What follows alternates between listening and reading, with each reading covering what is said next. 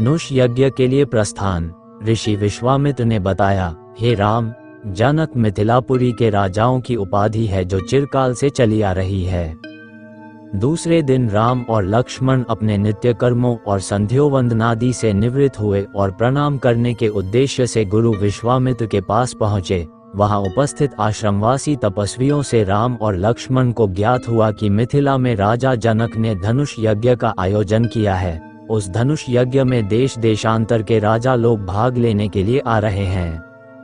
रामचंद्र ने गुरु विश्वामित्र से पूछा, गुरुदेव, इस धनुष की क्या विशेषता है और इस यज्ञ का आयोजन का उद्देश्य क्या है?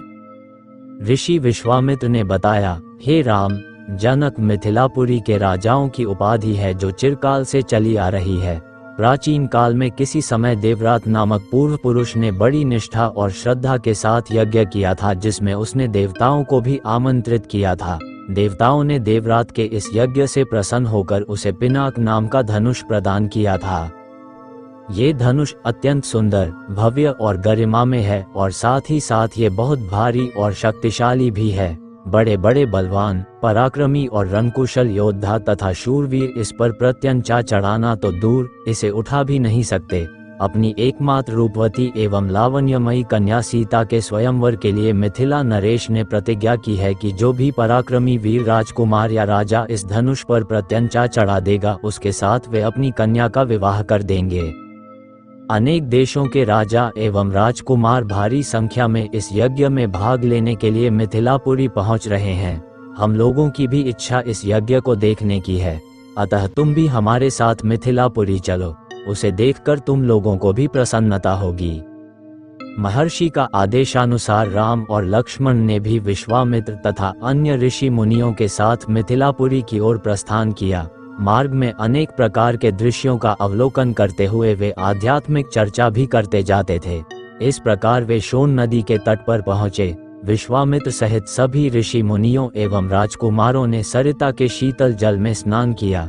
इसके पश्चात संध्या उपासना आदि से निवृत्त होकर धार्मिक कथाओं की चर्चा में व्यस्त हो गए। रात्रि अधिक हो जाने पर गुरु की आज्ञा से सभी ने वहीं रात्रि व्यतीत की। प्रातः नित्य कर्मों तथा संध्यावंदनादि से निवृत्त होने के पश्चात यह मंडली आगे की ओर बढ़ी। वे परम पावन गंगा नदी के तट पर पहुंचे। उस समय मध्याह्न होने के कारण भगवान भास्कर आकाश के मध्य में पहुंच चुके थे और गंगा का दृश्य अत्यंत मनोरम दिखाई दे रहा था। अटखेलियां करती हुई लहरों में सूर्य के अनेकों प्रतिबिंब दिखाई दे रहे थे। जल में कौतुकमयी मछलियां क्रीड़ा कर रही थीं और नभ में सारस, हंस जैसे पक्षी अपनी मीठी बोली में बोल रहे थे।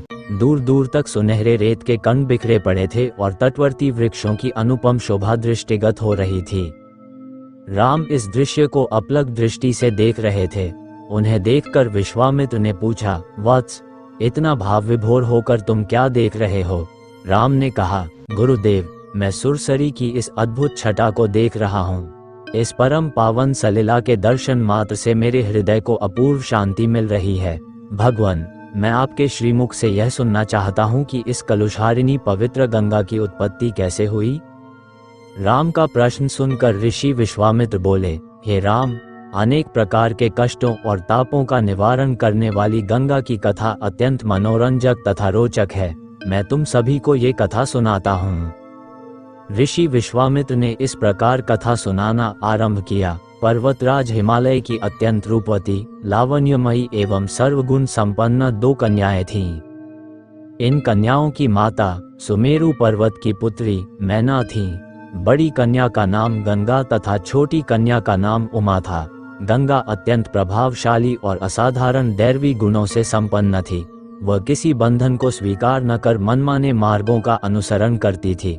उसकी इस असाधारण प्रतिभा से प्रभावित होकर देवता लोग विश्व के कल्याण की दृष्टि से उसे हिमालय से मांग कर ले गए। पर्वतराज की दूसरी कन्या उमा बड़ी तपस्विनी थी। उसने कठोर एवं असाधारण तपस्या करके शिव जी को वर के रूप में प्राप्त किया। विश्वामित्र के इतना कहने पर राम ने कहा, हे भगवान, जब गंगा को देवता लोग सुरलोक ले गए तो वह पृथ्वी पर कैसे अवतरित हुई और गंगा को त्रिपतगा क्यों कहते हैं? राम के इस प्रश्न का उत्तर देते हुए ऋषि विश्वामित्र ने कहा, सुरलोक में विचरण करती हुई गंगा से उमा की भेंट हुई। गंगा ने उमा से कहा कि मुझे सुरलोक में विचरण करते हुए बहुत दिन हो गए हैं। मेरी इच्छा है कि मैं अपनी मातृभूमि पृथ्वी पर विचरण करूं। उमा ने गंगा आश्वासन दिया कि वे इसके लिए कोई प्रबंध करने का प्रयत्न करेंगी।